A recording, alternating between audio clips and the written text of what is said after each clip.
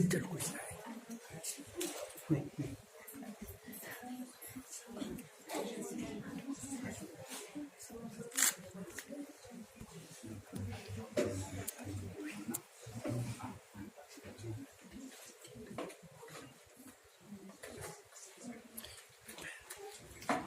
የእስራኤላዊ ናቡቴ ለካስ መታመኛው ቦታ ያለው ቢሆንም ከቤት አቅራቢያ ስለሆነ እንዲሰጠኝ ልጠይቀው።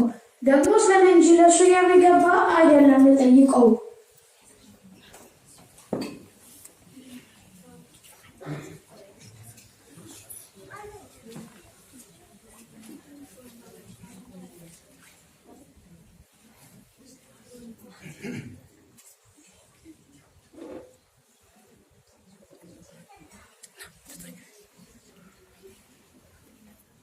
የተከበረው ንጉሠ ነገሥት ቤቴ አሉ?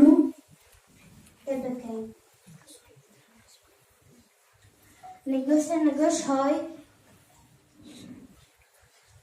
ሸመት ንገስ የሆነን እንግዳ ክብር ላይ ቆሞ የተከበረው ንጉሠ ነገሥት ወዴት አለ ብሎ እየጠየቀ ነው። ምን ልበለው? ግባ በሉት።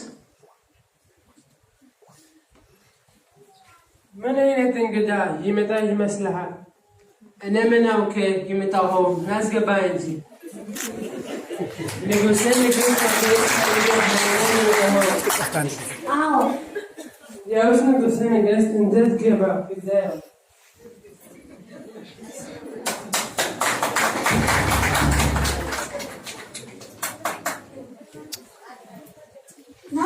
ናቡቴ የወይኑ ቦታ ከቤቴ አጠገብ ነው ያለው። የአትክልት ቦታ ያደረገው ዘንድ ስጠኝ። ቢሆንም በእርሱ ምትክ የተሻለ የወይን ቦታ እሰጥሃለሁ ወይም ግምቱን ገንዘብ እሰጥሃለሁ። ንጉሥ ሺህ ዓመት ንገስ። ይህ የወይን ቦታ የአባቴን ርስት ነውና የአባቶችን ርስት ለንጉሥ እሰጥ ዘንድ አይቻለኝምና ይሄን እግዚአብሔር ያርቅልኝ።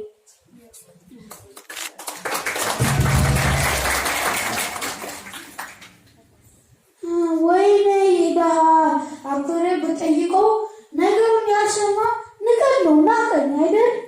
እኔን ያልሰማ ማንን ሊሰማ ነው? ውስጥ ያዝነው ኡፍ ማንንም ማናገር አልሻም። ገብቼ መተኛ ነው የምፈልገው።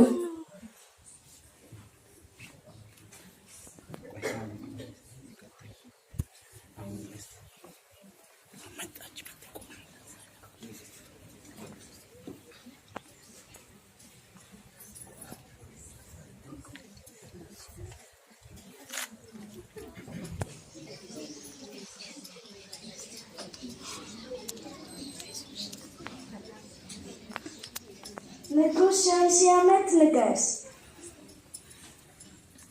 ምን ነው ንጉሥ? ምን ሆነሃል? ለምን አዘንክ? ምን አገኘ? ደህናም አይደለህም። እንጀራስ የማትበላው ለምንድን ነው? ያ ናቡቴ የሚባል በመኖሪያ ቤታችን አጠገብ የወይን ቦታ አለው አይደል? እሱም በሌላ የወይን ቦታ ለውጠኝ ብለው ወይም ግምቱን ገንዘብ ልስጥህ አልሰጥም አለችው። ታዲያ ያናድድም? በተከበርኩበት ሀገር ንጉሥን የማይሰማ ሰው ሲኖር ይሄ አሁን አይደል የእስራኤል ንጉሥ ነህ። በል ተነስ እንጀራ ብላ፣ ደስም ይበል፣ ልብህ አይዘን፣ ደስ ይበል። ዛሬ ንጉሥ ለዚህ ድሃ ና በእኛ ዘንድ ለተናቀ ናቡቴ ንጉሡን መናቁን አሳየዋለሁ። ይህችን የጻፍኳትን ደብዳቤ በሕዝቡ ፊት አስነብቤ ንጉሥ ሁን፣ እኔ እግዚአብሔርን ሰጥ